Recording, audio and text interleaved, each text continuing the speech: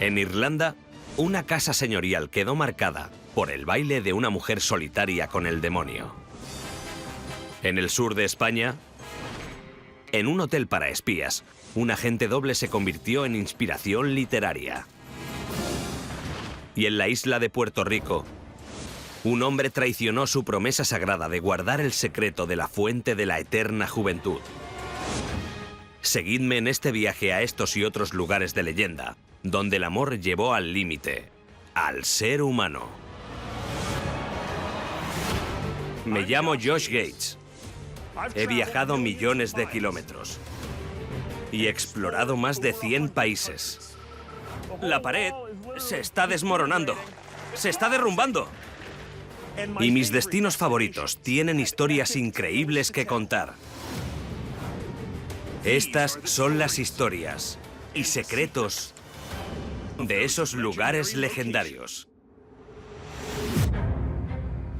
En la costa suroeste de Irlanda, en una lúgubre e inhóspita península, se encuentra una gran mansión con una maldición de 250 años. Esta casa fue el refugio de un huésped del infierno. Si creen en estas historias, los secretos de la familia que allí vivió están enterrados tras sus muros. House of Cards.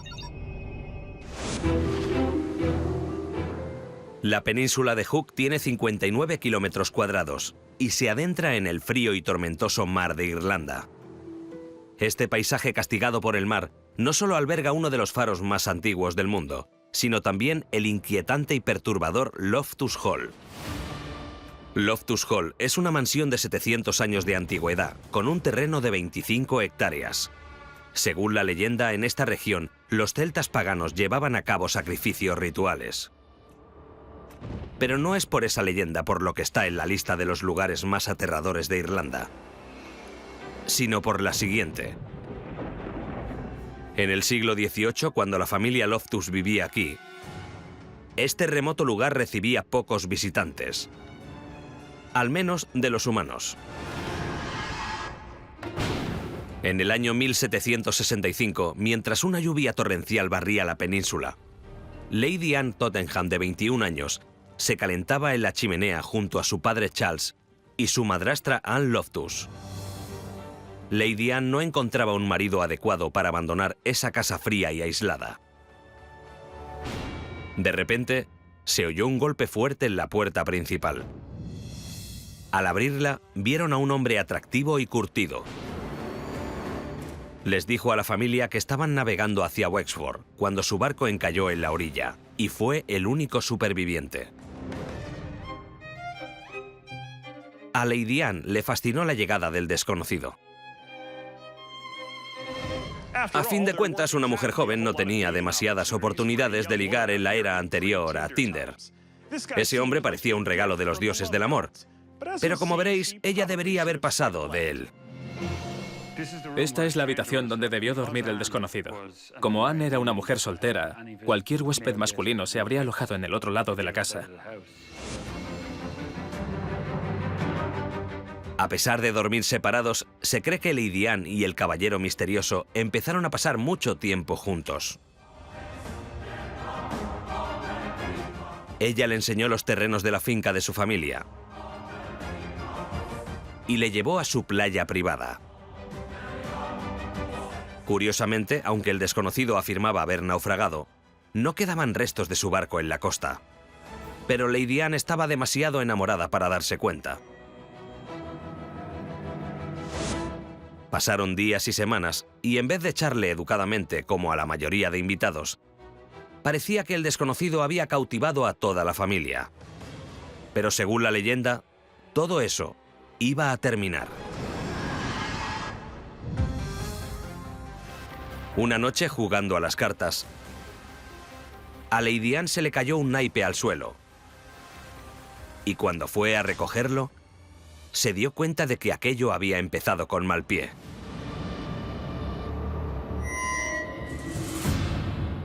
Anne descubrió con horror que su príncipe azul era en realidad el príncipe de la oscuridad. El padre de Anne le expulsó de la casa y el extraño se enfadó y le contestó gritando: Yo me iré. pero nunca os desharéis de mí. En un ataque de ira, se convirtió de repente en una enorme bola de fuego que salió por el techo, dejando tras de sí un gran agujero y un fuerte olor a azufre. Se dice que la impresión al descubrir que su amor era el diablo volvió loca a Anne y que jamás volvió a hablar. Pero antes de calificar a esta leyenda de ficción, examinemos con mayor atención el cuarto donde el siniestro pretendiente de Anne llevó a cabo su supuesta salida infernal. Vaya, aquí fue donde empezó la leyenda de Loftus Hall. Según la leyenda, en este cuarto, sentado a esta mesa y en esta silla, el diablo se convirtió en una bola de fuego y salió por el techo. Durante los últimos 250 años desde el supuesto suceso, todos los habitantes de la casa han intentado tapar esa esquina, pero se deshace y vuelve a quedar así. Pero el agujero del techo no fue el único regalo que el demonio dejó tras de sí. Meses después de su repentina huida, la familia descubrió que Lady Anne estaba embarazada. Los padres de Anne la encerraron en la sala de los tapices, donde se vio obligada a dar a luz en solitario. Durante el parto, falleció. ¿Pero qué pasó con el bebé? Algunos habitantes del lugar afirman que, temiendo que el bebé fuera hijo de Satán, la madrastra de Anne entró en la sala, mató al niño y encerró su cuerpo entre las paredes de la casa. Por eso se dice que el alma de Lady Anne nunca encontró la paz. De hecho, ha habido cientos de avistamientos de su fantasma recorriendo la casa por la noche. Aunque esta historia parezca un cuento de fantasmas irlandeses y bebés mutantes como otra cualquiera, tengan esto en cuenta. Cuando los descendientes de la familia Loftus remodelaron la casa en 1884, uno de los obreros halló algo aterrador. Detrás de una pared encontró el esqueleto de un bebé. Por ahora, los huesos no se han identificado. A 1.700 kilómetros en el sur de España, ocurrió algo diferente a manos de los nazis en la Segunda Guerra Mundial. Esa zona era un hervidero de intrigas donde el creador de James Bond, el novelista Ian Fleming, conoció a una seductora doble agente que pudo inspirarle para idear a su primera chica Bond. Desde Gibraltar con amor. Algeciras, en España. Es una ciudad portuaria desde la que los barcos de pesca salen al amanecer, donde los buques descargan contenedores de todo el mundo y cuyos habitantes toman café con vistas a las aguas azules de su bahía.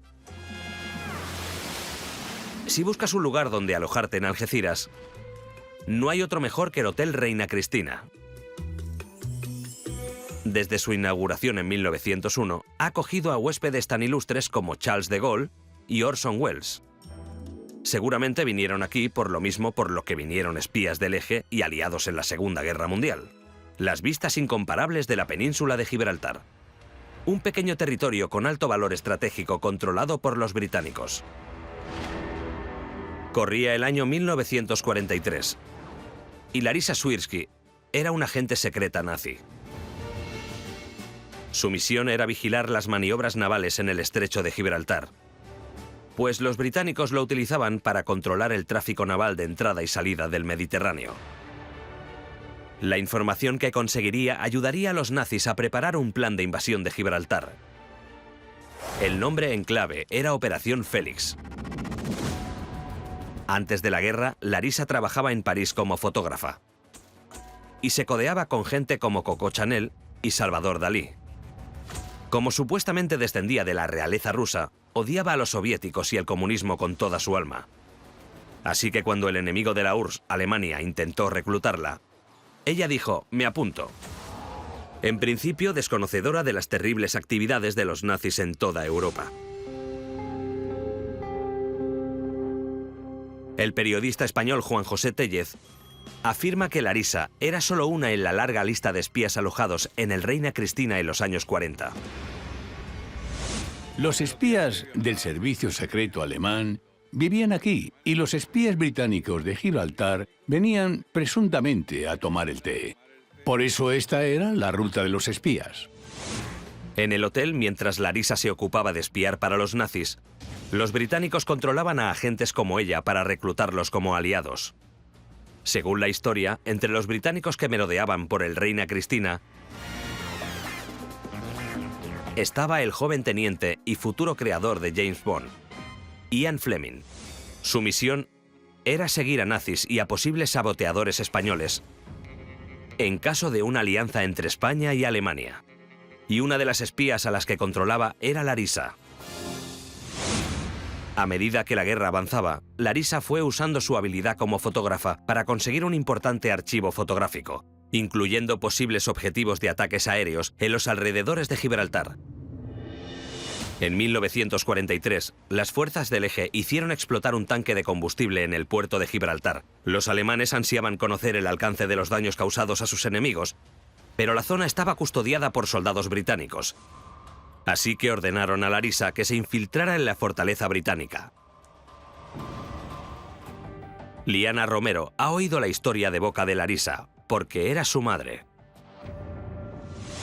Ella sabía que lo que hacía era muy arriesgado, porque ser espía o agente es muy peligroso. Pero sus ideas no eran políticas. Además, ella no sabía qué estaban haciendo realmente los alemanes en Europa. Larisa entró en el puerto de Gibraltar, hizo las fotos que necesitaba y luego volvió hacia la frontera con España. Mientras caminaba por la orilla, un hombre se le acercó y le pidió fuego. Larisa sacó su mechero tranquilamente, pero no funcionaba. El hombre le comentó: «Parece que los nazis no tenéis combustible ni para los mecheros». En ese momento, ella se dio cuenta de que la habían descubierto y entró en pánico. Los británicos detuvieron a Larisa y la llevaron a su cuartel general. Los británicos la metieron en un cuarto, le pidieron que se desnudase y la interrogaron durante mucho tiempo. Larisa se hizo la inocente, porque sabía bien que si confesaba, y los británicos se hacían con la pequeña cámara escondida en uno de sus guantes, podían ejecutarla. Pero pese a las horas de interrogatorio, Larisa nunca se derrumbó, y finalmente los británicos la dejaron marchar. Poco después, Larisa recibió una visita de su hermana, que era miembro de la resistencia francesa. Ella le informó sobre las atrocidades cometidas por los nazis en Europa. Al día siguiente, Larisa se dirigió directamente a las autoridades británicas de Gibraltar, ofreciéndose como agente doble. La primera vez que oímos hablar de Larisa, no la llamaban así. La llamaban la reina de corazones del servicio secreto británico. Y lo que hacía era espiar a los nazis que todavía pensaban que espiaba para ellos. ¿Quién era el contacto de Larisa en el Hotel Reina Cristina? Ian Fleming. Es ya conocido que en el primer volumen de Bond, Casino Royale, Fleming se inspiró en Larisa para crear a la mujer fatal Vesper Lynd, la primera chica Bond. A mi madre le encantaba reconocerse como una de las chicas Bond. Pero Larisa le inspiró algo más que la idea de la espía sexy. Durante la guerra, ella también obtuvo información sobre unos buzos italianos que almacenaban torpedos en el casco de su barco. Con la información de Larisa, los británicos lograron parar sus ataques. Y si esto no resulta familiar, es porque Ian Fleming escribió sobre ello en Operación Trueno. Hoy en día se espía muchísimo menos dentro del Hotel Reina Cristina. Como en el puerto hay tanto comercio internacional, es más fácil encontrar agentes de aduana que agentes dobles. Pero no hace falta ser espía para guardar secretos, sobre todo cuando esos secretos tratan sobre tortura y muerte.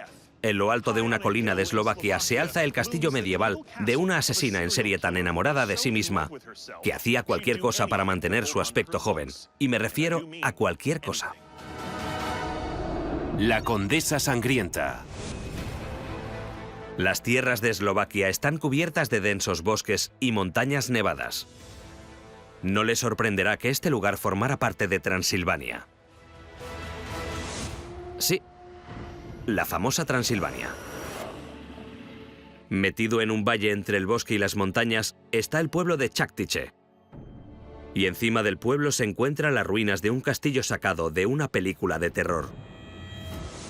El castillo de Chaktiche se construyó en el siglo XIII, cuando estas tierras pertenecían al reino de Hungría. Fue el hogar de los aristócratas más ricos de la zona, y un aristócrata se aseguró vivir para siempre en las leyendas de la zona. Era el año 1580. En el castillo de Chaktiche vivía la condesa Elizabeth Bathory. Nadie diría que esta culta mujer noble también era una psicópata, que se convertiría en la mayor asesina en serie de la historia. Actualmente, solo 1 de cada 6 asesinos en serie es mujer. Nadie sabe cuántas había en la época de Elizabeth Bathory, pero debía haber poquísimas. Bathory era realmente una mujer única. Según la leyenda, fue un único momento aparentemente trivial lo que inició la sed de sangre de Elizabeth Bathory. Una criada le cepilló el pelo demasiado fuerte y la condesa se enfureció. La bofetada le hizo sangre, que acabó en su piel. La leyenda dice que cuando Elizabeth se limpió la sangre, pensó que su aspecto parecía más joven. Así empezó su deseo incansable de sangre para usarla como una especie de crema hidratante orgánica. La bella y sangrienta dama satisfacía su necesidad atrayendo a jóvenes e inocentes aldeanas al castillo con la promesa de trabajo. No sospechaban que iban a ser asesinadas y desangradas. Irónicamente, el sótano que servía como cámara de torturas en la mansión Bathory es ahora parte de una bodega. Ahora mismo estamos en el sótano de Chaktiche, donde los arqueólogos desenterraron esqueletos de chicas. La condesa empleaba a una serie de torturadoras para sus caprichos que arrancaban dedos con tijeras a sus víctimas. Les introducían barras ardiendo en la boca y les clavaban pinchos debajo de las uñas. Un poco excesivo. Y mientras sus víctimas se desangraban, Elizabeth no solo se bañaba en su sangre, sino que también llegó a bebérsela.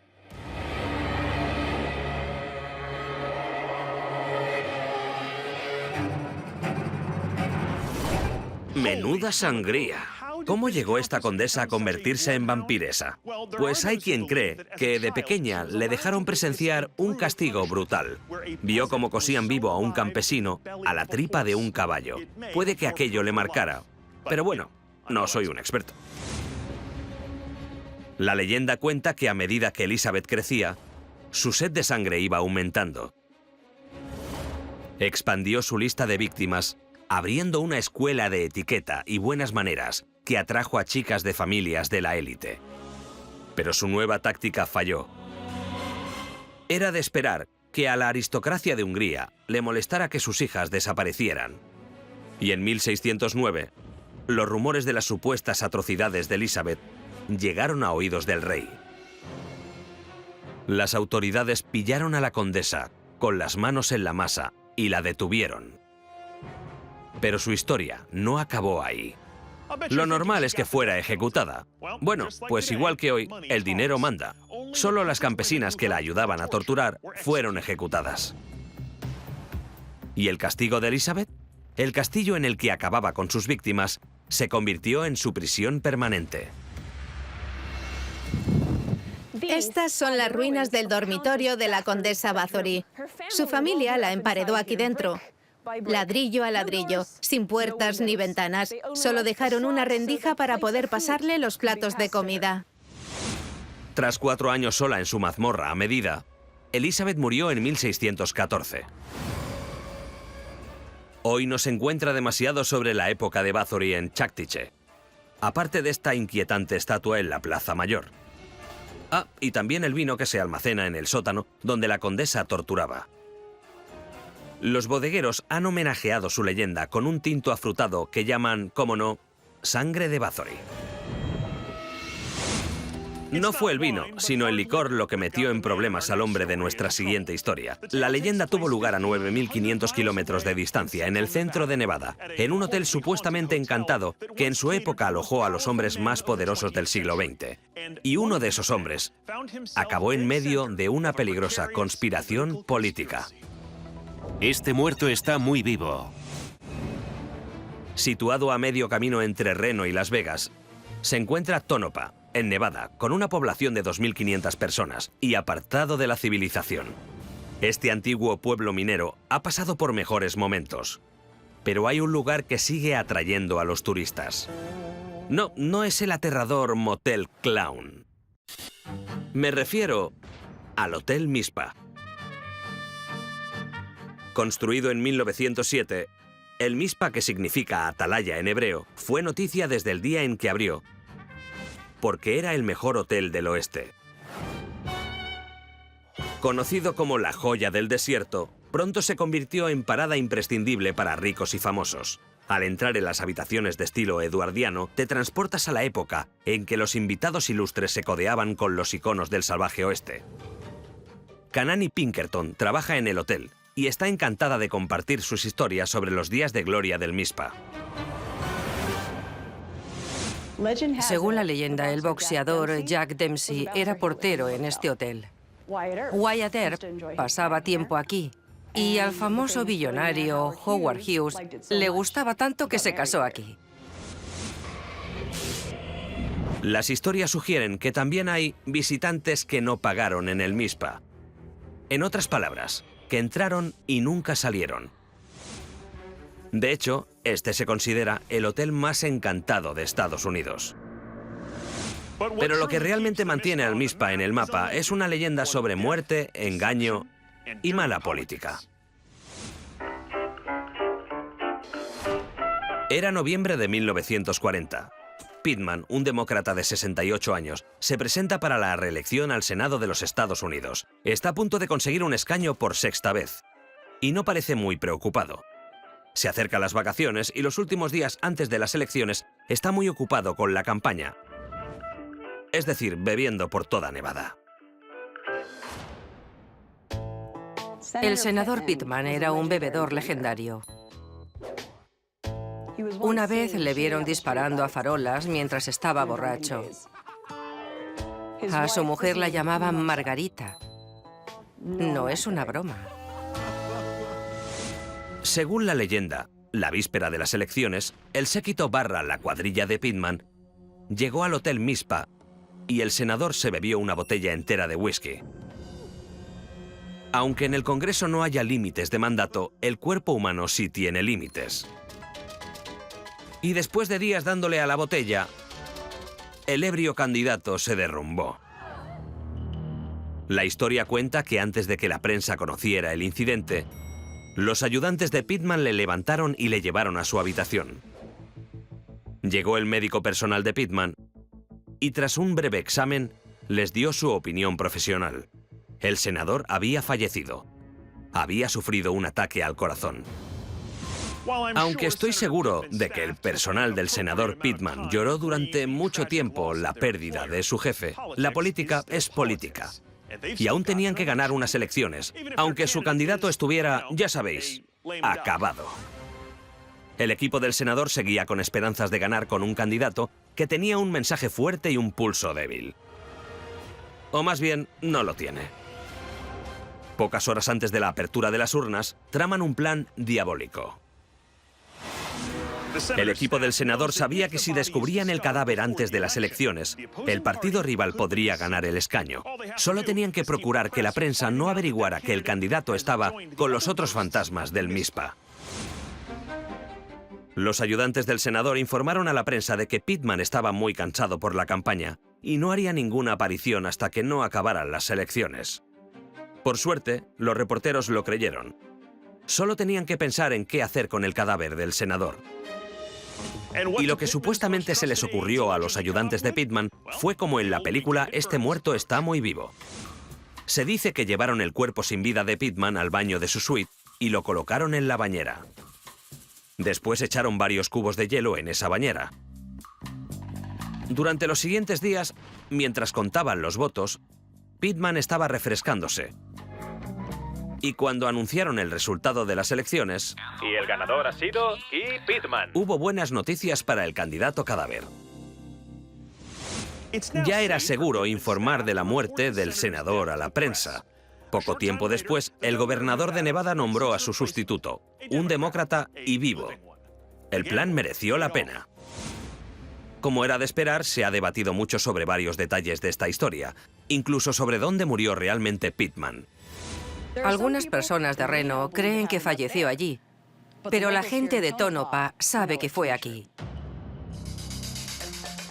Ocurriera en Reno o en Tonopah, lo cierto es que Kip Pittman sufrió un ataque al corazón el 4 de noviembre de 1940, el día anterior a las elecciones, pero su fallecimiento no se declaró oficialmente hasta el 10 de noviembre. Además, hay otro pequeño detalle. Muchas personas han visto el fantasma del senador aquí, en estos pasillos. Se puede beber en la misma barra donde Kip Pittman tomó su última copa. Pero, por favor, beban con moderación. El misma es precioso y ya tiene bastantes espíritus.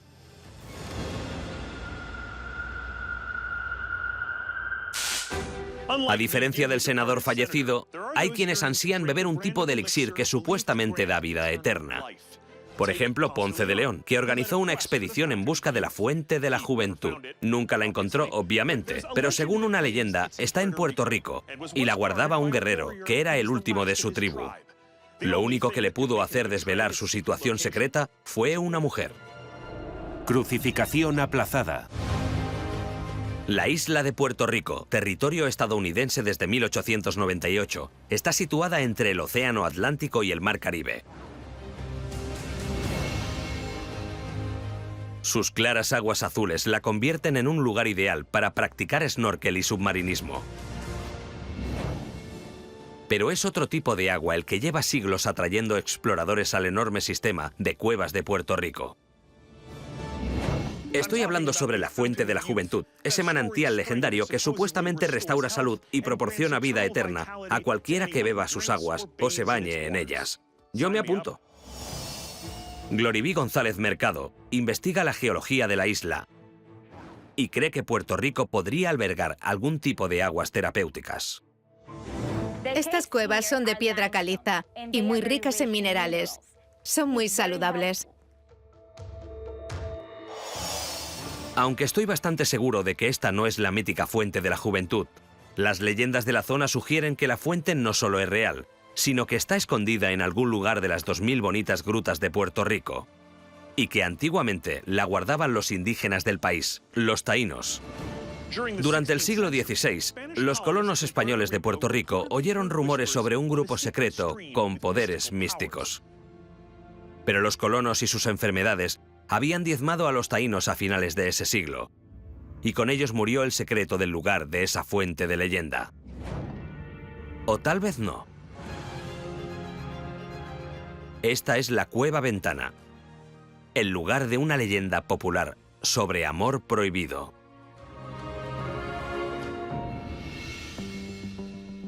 Corría el año 1680. Salomé, la hija de un rico magnate español del café, paseaba por las orillas del que ahora se conoce como río Arecibo, sin saber que la estaba mirando el último superviviente del pueblo taíno, un guerrero llamado Aruaca.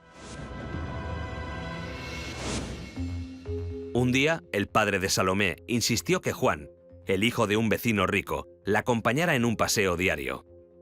Mientras caminaban, Salomé se distrajo con una flor que flotaba en el río. Trepó por las resbaladizas rocas para cogerla. Pero resbaló y cayó al agua. El cobarde Juan entró en pánico y en vez de intentar rescatarla, salió corriendo en busca de ayuda. Por suerte, había alguien más de guardia. Aruaca. Salomé se hundía bajo la corriente y perdió el conocimiento. Pero antes de que fuese demasiado tarde, Aruaca saltó al agua y la salvó. Cuando Salomé abrió los ojos, se enamoró a primera vista. Pero cuando descubrió que él era taíno, las cosas cambiaron. Un siglo antes, los taínos habían intentado sin éxito rebelarse contra los españoles. Una mujer española enamorada de un hombre taíno no era nada bueno. Pero el amor es ciego. Salomé y Haruaka se veían en secreto cada día.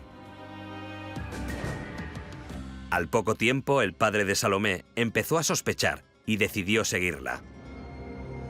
Descubrió con horror a su hija en brazos de un guerrero taíno. Enfurecido, el padre de Salomé apuntó a Haruaka. Pero Salomé se cruzó en el camino de la bala. Horrorizado por haber disparado a su hija, el padre se marchó. Mientras Salomé agonizaba, Haruaka pensó que solo había algo que podía salvarla. Llevó a Salomé a la cueva ventana y usó las aguas sanadoras de la fuente para limpiar su herida. Haruaka rezó una plegaria y poco a poco, milagrosamente, el agua hizo su magia. Aunque logró revivir a Salomé, esta seguía muy débil. Ella le pidió a Haruaka que le dijera a su padre que la bala no la había matado. Pero cuando Haruaka llegó a la hacienda, el padre de Salomé, de gatillo fácil, le disparó de inmediato.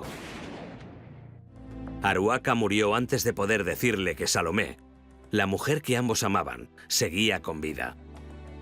Aunque aún no se ha encontrado una fuente de la juventud real, la historia cuenta que Salomé pasó el resto de sus días en Cueva Ventana, siguiendo el legado de Haruaka y guardando el secreto de las aguas rejuvenecedoras.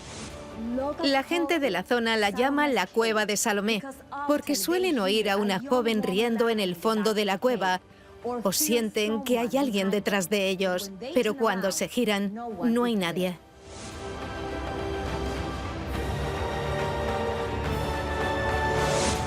Los lugares como Cueva Ventana son la prueba de que el amor verdadero nos lleva a hacer locuras. Pero en Florida hay un monumento construido en honor al amor no correspondido. Se conoce como el Stonehenge de América y su construcción duró 28 años.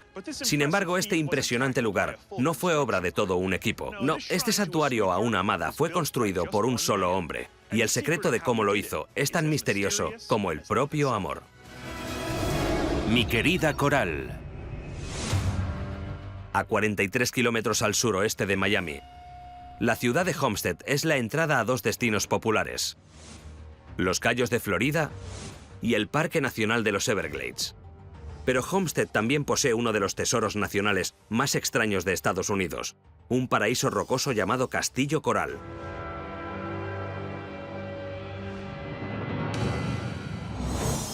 Unas murallas de piedra de 2,5 metros rodean un jardín de rocas de todo tipo, desde una mesa esculpida con la forma de Florida hasta representaciones de estrellas y planetas.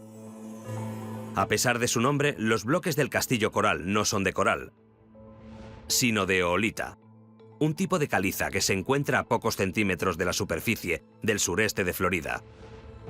Pero tal vez el detalle más importante del Castillo Coral es que todas las enormes piedras las cortó, levantó y colocó un solo hombre. Un cantero bajito llamado Ed Litzkalnin.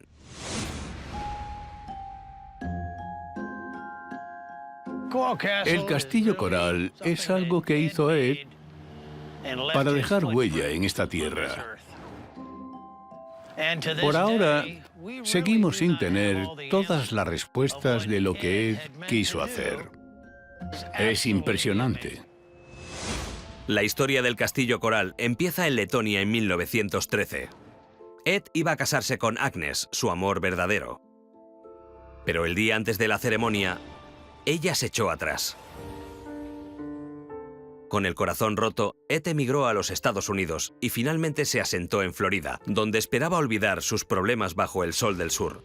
Pero ni siquiera las aguas azules y cristalinas del Atlántico podían borrar a Agnes de su mente.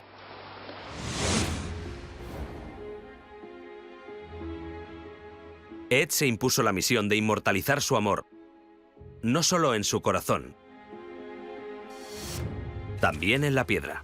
Empezó a tallar elaboradas estatuas de oolita, incluidos tronos para él y para ella, con la esperanza de que algún día ella volviera. Pasemos a 1940. Ed había trasladado sin ayuda sus imponentes figuras a una nueva casa a 16 kilómetros de distancia. Lamentaba que habían pasado 10.000 días desde que Agnes le había dejado. Y aceptó la realidad de que una reconciliación era imposible. Sin su amor verdadero, Ed optó por vivir solo el resto de sus días, solo y con su obra maestra. Pero nunca desveló el secreto de cómo un hombre de 1,50 m y 45 kilos de peso con estudios básicos y sin maquinaria pesada pudo construir un castillo entero.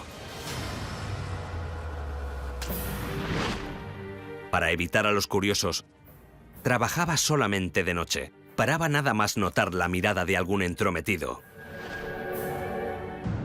Un día, los vecinos de Homestead encontraron una nueva estructura de piedra que superaba los 7,5 metros de altura. Ed lo llamaba Telescopio Polaris.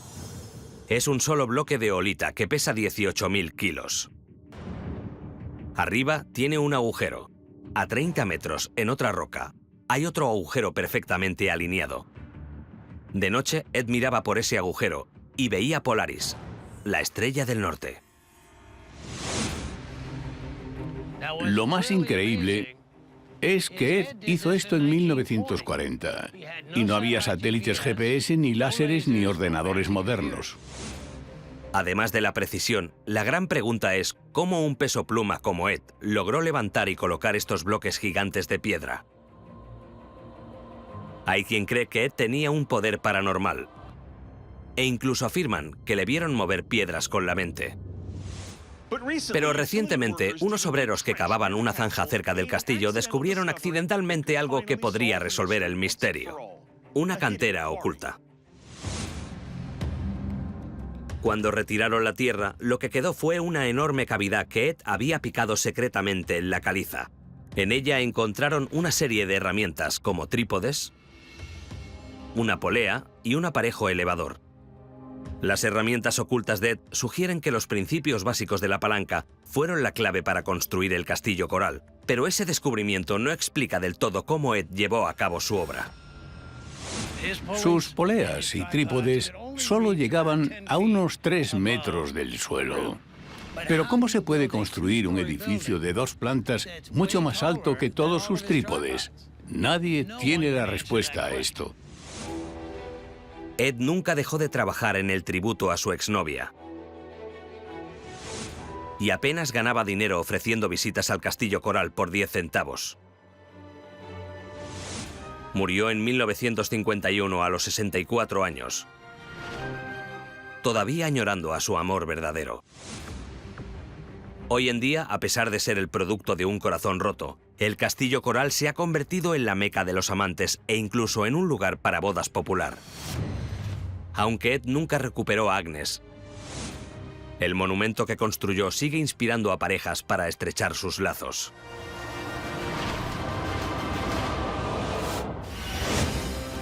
Ya sea flirtear peligrosamente en su búsqueda, arriesgándolo todo por protegerlo, o dedicando la vida a homenajearlo, hay lugares del mundo que demuestran que no hay nada más poderoso que el amor. Soy Josh Gates. Viajad con espíritu aventurero. Os veo pronto en Lugares Legendarios.